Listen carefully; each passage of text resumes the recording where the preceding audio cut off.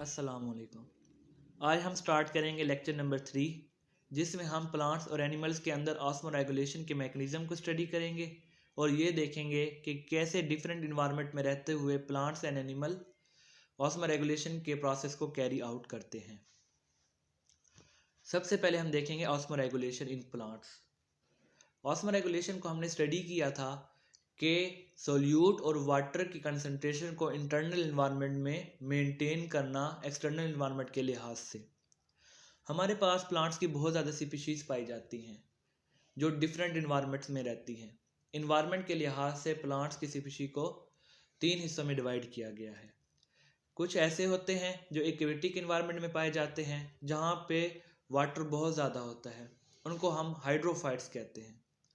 कुछ ऐसे प्लांट हैं जो नॉर्मल अवेलेबिलिटी ऑफ वाटर में रहते हैं, उनको हम मीज़ोफाइट्स कहते हैं। और कुछ ऐसे प्लांट्स होते हैं जो एक्यूट शॉर्टेज ऑफ वाटर में रहते हैं, उन्हें हम ज़ीरोफाइट्स कहते हैं। इनको हम वन बाय वन स्टडी करेंगे। पहले हम देखते हैं हाइड्रोफाइट्स। ऐसे प्लांट होते हैं जो एबंडेंट अवेलेबिलिटी ऑफ वाटर में रहते हैं।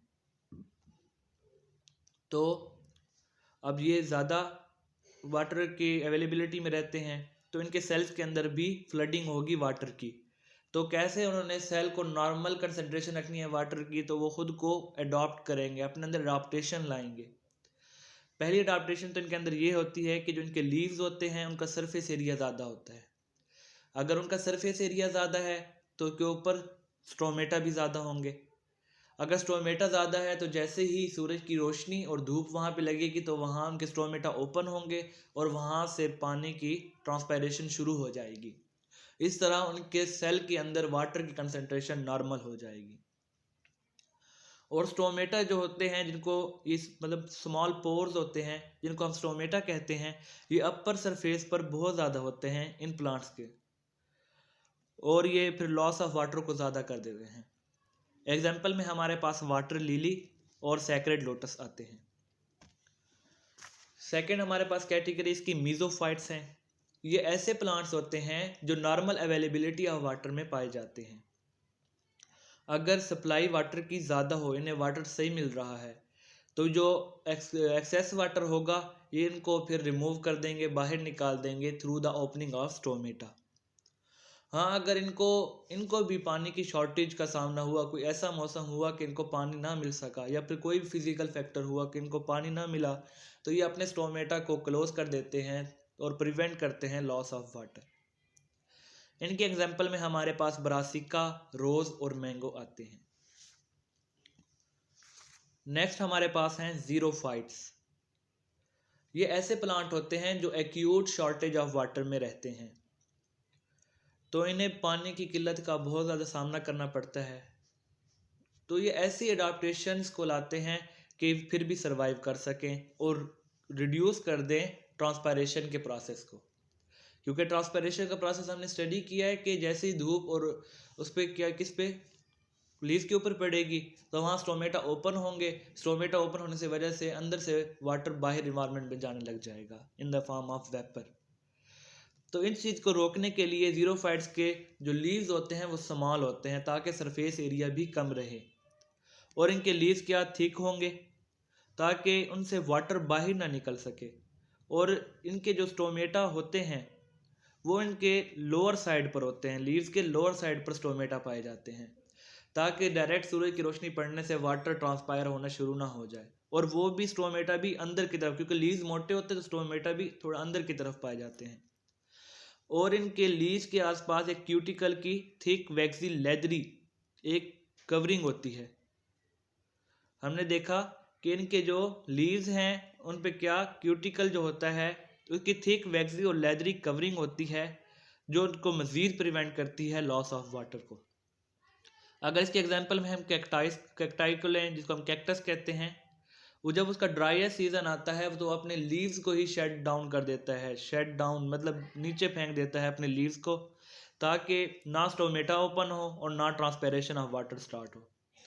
तो अब ये देखा जाए कि इनके अंदर फिर फोटोसिंथेसिस कैसे होंगी, तो याद रखिए कि इनका फोटोसिंथेटिक ऑर्गन लीव्स नहीं बल्कि स्टेम होता है। तो ये एक इम्पोर्टेंट एमसीक्यूज भी है कि इनके फोटोसिंथेसिस स्टेम के अंदर होती है। जब रेनी सीज़न आता है तो इनका स्टेम क्या करता है, बहुत ज़्यादा वाटर को स्टोर कर लेता है, और जब ड्राई कंडीशन आती है तो उस वक्त उस वाटर को यूज़ करता है। तो हमने देखा कि हमारे पास 3 कैटेगरी है इसकी, जिनमें हमने हाइड्रोफाइट्स, मीज़ोफाइट्स और ज़ीरोफाइट्स को देखा। हाइड्रो, जब बहुत ज़्यादा वाटर की सप्लाई थी, उनको मिल रही थी, तो उनके स्टोमेटा ओपन थे। और यही अगर ज़ीरोफाइट्स में देखें कि जब पानी बहुत कम था तो स्टोमेटा क्लोज, तो उन्होंने खुद को अडाप्ट किया है इन्वायरमेंट के लिहाज से। तो इसी चीज़ को हम होम्योस्टेसिस कहते हैं कि maintenance of internal environment, protection of internal environment from harms of fluctuation in external environment, के बाहर इन्वायरमेंट में कोई ना कोई नुकसानदेह चीज़ या कोई तब्दीली आए तो इंटरनल इन्वायरमेंट को मेंटेन करके रखना, यही होम्योस्टेसिस है। इसके बाद हम देखेंगे ऑस्मो रेगुलेशन एनिमल्स के अंदर। ये देखा जाता है कि जो हमारे पास एनिमल सेल है उससे ज़्यादा क्रिटिकल बैलेंस चाहिए होता है वाटर का। क्रिटिकल का मतलब ये होता है कि ना उससे वैल्यू कम हो ना उससे वैल्यू ज़्यादा हो, तो उन्हें वाटर बैलेंस एक क्रिटिकल चाहिए होता है। और वाटर के अलावा जो उनकी सॉल्यूट्स की मिकदार होती है बॉडी के अंदर, वो भी एक ऑप्टिमम स्टेज पे होनी चाहिए।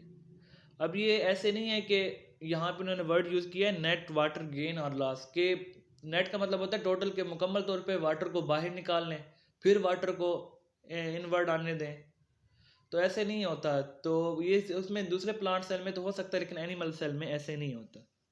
वाटर कंटिन्यूसली लीव भी करता है सेल को और एंटर भी होता है सेल के अंदर।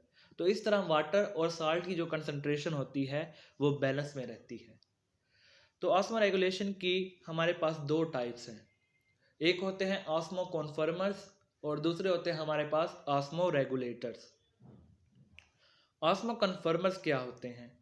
कुछ ऐसे एनिमल होते हैं कि उनके बॉडी फ्लूइड होता ही आइसोटोनिक है एक्सटर्नल के लिहाज से, बेशक वो साल्ट वाटर के अंदर ही क्यों ना हो, क्योंकि साल्ट जो हमारे पास मैरीन वाटर होता है ना, उसमें साल्ट की कंसनट्रेशन ज़्यादा होती है।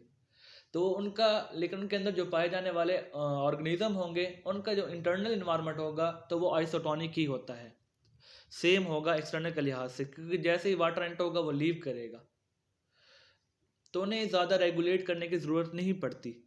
तो ये एनिमल क्या, do not require actively to adjust their internal osmotic state, तो उन्हें ज़रूरत नहीं पड़ती। तो ऐसे जो होते हैं एनिमल्स को हम ऑस्मो कन्फर्मर्स कहते हैं। अगर यहाँ पे एग्जांपल लें मसल्स की, मैरीन क्रैब्स की, लॉबस्टर्स की, जेली फिश की और एसिडियंस वगैरह हैं, तो ये हमारे पास ऑस्मो कन्फर्मर्स के अंदर ही आते हैं। सेकंड हमारे पास है ऑस्मो रेगुलेटर्स। ये ऐसे एनिमल होते हैं जिनके बॉडी फ्लूइड कंसंट्रेशन डिफरेंट होती है आउटसाइड इन्वायरमेंट से। तो ये रेगुलेट करते हैं डिस्चार्ज तो ये कैसे रेगुलेट करेंगे कि ये वाटर को, जो एक्सेस वाटर होगा उसको हाइपोटोनिक के इन्वायरमेंट कंडीशन के अंदर, और ये साल्ट को हाइपोटोनिक कंडीशन के अंदर एक्सक्रीट करेंगे। नाम से जाहिर है रेगुलेट कर रहे हैं, तो ये हमारे पास ऑस्मो रेगुलेटर्स हैं। तो ये डिफरेंट इन्वायरमेंट में पाए जाते हैं और फिर ये ऑस्मोटिक बैलेंस को उन्हीं के इन्वायरमेंट के लिहाज से मेंटेन करते हैं। तो जैसे इसमें हमारे पास एग्जांपल आ जाती है मैरीन, फ्रेश वाटर और टेरेस्ट्रियल इन्वायरमेंट्स की। इसके बाद हमारे पास है osmo regulation in different environments. सबसे पहले हम बात करेंगे मैरीन इन्वायरमेंट की। याद रखिए कि जो मैरीन इन्वायरमेंट्स होता है उनके अंदर जो पाए जाने वाले इनवर्टिब्रेट्स हैं, तो जितने भी इनवर्टिब्रेट्स हैं वो हमारे पास ऑस्मो कन्फर्मर्स की कैटेगरी में आते हैं। उनका जो इंटरनल फ्लूइड स्टेट होता है वो आइसोटोनिक होता है एक्सटर्नल के लिहाज से। तो ये एमसीक्यूज के लिहाज से भी काफ़ी इंपॉर्टेंट है कि जो हमारे पास मैरीन इनवर्टिब्रेट्स हैं वो ऑस्मो कन्फर्मर्स होते हैं। अगर हम वर्टिब्रेट की बात, वो हमने बात की इनवर्टिब्रेट की, वर्टिब्रेट्स के अंदर जो हैग फिशेज होती हैं वो हमारे पास आइसोटोनिक होती है सराउंडिंग सीज वाटर, जो सी का वाटर होता है, क्योंकि उसमें साल्ट की कंसंट्रेशन ज़्यादा पाई जाती है सी वाटर में, तो वो खुद को भी आइसोटोनिक रखते हैं। लेकिन अगर यहाँ हम बात करें कार्टिलेजिनियस फिशेज की, उनके अंदर वो खुद के अंदर साल्ट की कंसंट्रेशन को लो रखते हैं एक्सटर्नल के लिहाज से। लेकिन वो कैसे रखते हैं, क्योंकि जो उनकी किडनीज होती हैं वो बहुत ज़्यादा साल्ट को ऑस्मो रेगुलेशन के ज़रिए एक्सक्रीट करती हैं गिल्स के ज़रिए। गिल से फिर वो साल्ट की एक्सक्रीट हो जाएगा, तो इससे क्या होगा, इंटरनल इन्वायरमेंट में साल्ट की कंसनट्रेशन कम हो जाएगी। इसके अलावा इनके पास ऑर्गन्स होते हैं, ग्लैंड्स होते हैं, क्योंकि जो सिक्रीशन काज करते हैं वो ग्लैंड्स कहलाते हैं। तो इनके पास रेक्टल ग्लैंड्स होते हैं जो कि एक्सेस साल्ट को रिमूव कर देते हैं इन्वायरमेंट में।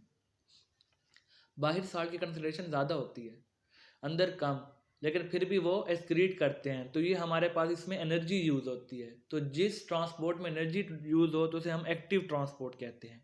तो ये एक्टिव ट्रांसपोर्ट के मैकेनिज्म के ज़रिए ये अगेंस्ट द ऑस्मोटिक ग्रेडियंट अपने साल्ट को एक्सक्रीट कर देते हैं। कुछ फिशेस होती हैं जो लो साल्ट रखती हैं बॉडी फ्लूइड के अंदर, लेकिन ये फिर भी हाइपरटोनिक के अंदर कैसे सर्वाइव करती हैं कि वो अपने अंदर यूरिया की एक मखसूस किस्म की मिकदार कंसनट्रेशन को अपने बॉडी के अंदर मेंटेन रखती है।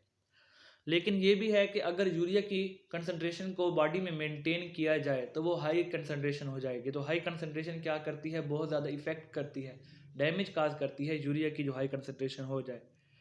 तो फिर उनके लिए ये फिशेस अपने अंदर एक और केमिकल रखती है, ट्राई मिथाइल अमीन ऑक्साइड, कि वो प्रिवेंट कर सकें यूरिया की टॉक्सिसिटी से, खुद को मेंटेन करें किस चीज़ से, टॉक्सिसिटी ऑफ यूरिया से।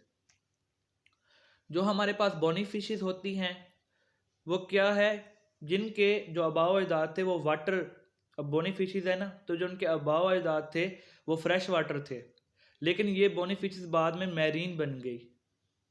और कैसे बनी कि उन्होंने लॉस किया वाटर को हाइपरटोनिक बॉडी फ्लूइड से हाइपरटोनिक एनवायरनमेंट के अंदर। तो वो जैसे ही उसको वाटर को एक्सक्रीट करते रहे तो इनकी जो नेचर थी वो मैरीन बन गई। तो ये फिशेस ने अडॉप्ट किया खुद को कि वो बहुत ज़्यादा सी वाटर को ड्रिंक करती हैं और एक्सक्रीट करती हैं कंसनट्रेटेड यूरिन। तो मैक्सिमम साल्ट जो होता है वो एक्सक्रीट हो जाता है और वाटर लॉस भी कम होगा। ये ऑस्मो रेगुलेशन का मैकेनिज्म है। इसने फिर एनिमल्स को इस तरह बना दिया और प्लांट्स को इस तरह बना दिया कि वो डिफरेंट हैबिटेट्स में भी खुद को सर्वाइव कर सके। नेक्स्ट हमारे पास है फ्रेश वाटर इन्वायरमेंट। जो फ्रेश वाटर एनिमल हैं ये क्या करते हैं, इनको बॉडी फ्लूइड की फ्लडिंग होती है इनकी तरफ, तो इनको सामना करना पड़ता है उनका, और लॉस ऑफ साल्ट लॉस हो जाते हैं, क्योंकि फ्रेश वाटर के अंदर, पानी के अंदर जो कंडीशन होती है, वो कंसनट्रेशन होती है साल्ट की वो कम होती है। तो इनका साल्ट अगर अंदर ज़्यादा हो तो वो बाहर मूव कर जाता है, तो इनको बहुत ज़्यादा मुश्किलात का सामना करना पड़ता है। तो इन ऐसे जो एनिमल्स होते हैं फ्रेश वाटर प्रोटोजोआ, अमीबा और पेरिमीशियम, ये पंप आउट करते हैं एक्सेस वाटर को कुछ स्ट्रक्चर बनाकर, जिन्हें हम कॉन्ट्रैक्टाइल वैक्यूल कहते हैं। यहाँ पे वर्ड यूज हुआ है पंप आउट। तो याद रखिए पंप आउट का मतलब होता है अगेंस्ट द कंसंट्रेशन ग्रेडियंट के, जिसमें एनर्जी यूज हो। अब जैसे हमारे घर वाटर पंप लगे होते हैं, मोटर्स लगी होती हैं पानी वाली, तो उनको भी वाटर पंप कहा जाता है, क्योंकि नीचे ज़मीन के अंदर वाटर की कंसंट्रेशन ज़्यादा है, ऊपर कम है, तो वो अगेंस्ट द कंसंट्रेशन ग्रेडियंट हमें वाटर प्रोवाइड कर रही होती है, तो वो पंप। तो ये भी क्या, बाहर वाटर ज़्यादा है तो ये कॉन्ट्रैक्टाइल वैक्यूल बनाकर ये क्या करते हैं, बाहर वाटर को एक्सक्रीट कर देते हैं। बहुत सी जो फ्रेश वाटर के एनिमल हैं तो क्या करते हैं, fish remove excess water by producing large volume of very dilute urine, के जो इनकी यूरिन होगी उनके अंदर वाटर की कंसंट्रेशन बहुत ज़्यादा पाई जाएगी, तो वो वहाँ से भी वाटर को लॉस कर देती हैं। तो लॉस ऑफ साल्ट को अब वो कैसे, अब साल्ट भी जो उनका लॉस हुआ है तो उसको कमी को कैसे पूरा करेंगे, कि ये ऐसी फूड खाती हैं जिनके अंदर साल्ट की कंसंट्रेशन ज़्यादा पाई जाती हैं, और एक्टिव अपटेक करते हैं साल्ट को किसके ज़रिए, गिल्स के ज़रिए और स्किन के ज़रिए। यहाँ भी वर्ड एक्टिव अपटेक यूज हुआ है, क्योंकि बाहर ज़्यादा है वाटर, तो साल्ट की कंसंट्रेशन बाहर कम है, इनके अंदर फिर भी समझे कि उनकी निस्बत ज़्यादा है, तो ये कम से ज़्यादा फिर भी ये एक्टिव ट्रांसपोर्ट के ज़रिए साल्ट को इंजेस्ट कर जाते हैं। फिर हमारे पास कैटेगरी आती है last, terrestrial environment. Terrestrial environment ऐसे होते हैं, मैंने आपको बताया कि जहाँ पे हार्श कंडीशन होती हैं, वाटर की अवेलेबिलिटी बहुत कम होती है, तो इनका जो वाटर बहुत ज़्यादा प्रॉब्लम होता है, वाटर की कमी का होना, और ये एवोपरेटिव होती है। एवोपरेशन के ज़रिए वाटर क्या लॉस हो जाता है, और डिहाइड्रेशन, पानी की बहुत ज़्यादा कमी इनके लिए बहुत बड़ा मसला बन जाता है। यहाँ पे दो एग्जांपल दी हैं कि आर्थ्रोपोड और जो वर्टिब्रेट्स हैं उन्होंने खुद को टेरेस्ट्रियल मोड ऑफ लाइफ के मुताबिक ढाल लिया है। जो टेरेस्ट्रियल एनिमल्स हैं ना, तो उनकी जो बॉडी सरफेस है उनको कवर कर लिया जाता है ताकि वाटर की लॉस कम से कम हो। जैसे इंसेक्ट हैं तो उनका जो एक्सोस्केलेटन है वो वैक्सी, उनके अंदर वैक्स पाई जाती है जो बैरियर के तौर पे काम करती है और उनका इंटरनल इन्वायरमेंट से वाटर बाहर की तरफ, एक्सटर्नल की तरफ नहीं जाता। और अगर हम बात करें टेरेस्ट्रियल वर्टिब्रेट्स की, तो उनके जो स्किन सेल हैं वो कैरेटिनाइज्ड है, उनके अंदर कैरेटिन प्रोटीन पाई जाती है जो कि हार्ड मटेरियल होता है। क्योंकि कैरेटिन अगर हम देखा जाए तो हमारे नाखून जो होते हैं, नेल्स, उनके अंदर भी कैरेटिन ही पाई जाती है। और मल्टी लेयर डेड सेल्स होते हैं तो जिसकी वजह से वाटर के लॉस बहुत कम होता है। और ये ऐसी फूड खाते हैं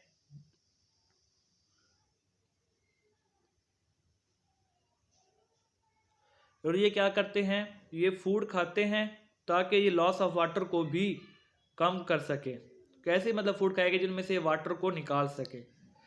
और कैसे हम निकालते हैं, हमने पढ़ा है कि बहुत से मेटाबॉलिक प्रोसेस होती है जिनमें फिर ऑक्सीडेशन रिडक्शन होती है और जिसकी वजह से वाटर हमें मिलता है। तो ये फूड खाकर उनके मेटाबॉलिज्म करते हैं और ये बिहेवियरल भी अडॉप्टेशन शो करते हैं कि इनको वाटर की कमी ना हो।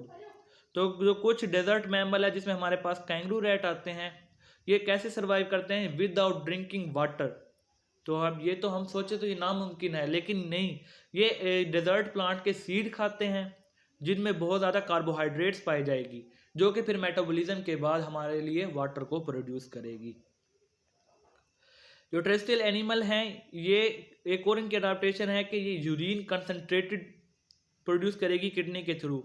और ये फिर भी जब इनकी जो बाद में जो यूरिन इनके अंदर से ये भी जा रही होगी बाहर की तरफ, ये फिर भी उनमें से बहुत ज़्यादा वाटर को रीअब्सॉर्ब कर लेते हैं। तो हमने देखा कि जो टेरेस्ट्रियल एनिमल हैं उन्होंने डिहाइड्रेशन को बहुत हद तक टॉलरेट किया, बर्दाश्त किया।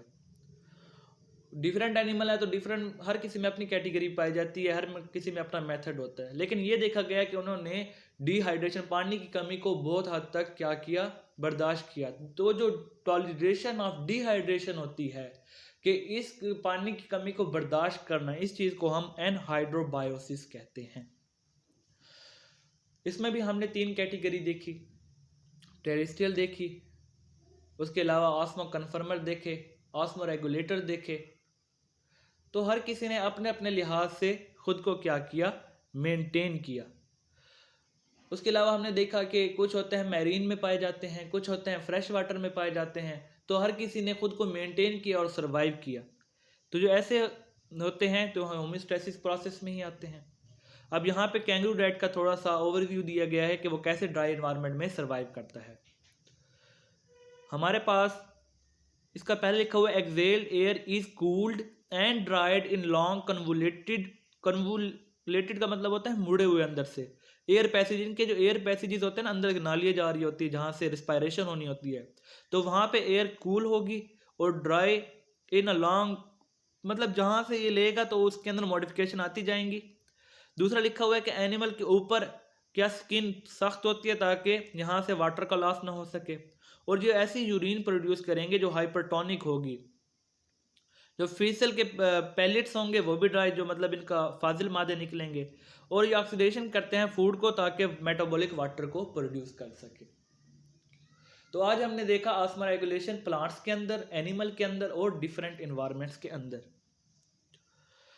आज के लिए बस इतना ही। अगर आपको कोई क्यूरी, कोई क्वेश्चन है तो आप कमेंट बॉक्स में लिख सकते हैं, तो इंशाल्लाह उसका रिप्लाई ज़रूर दूंगा। तो आज के लिए इतना ही, इंशाल्लाह नेक्स्ट लेक्चर में आपसे मिलेंगे। अल्लाह हाफिज़।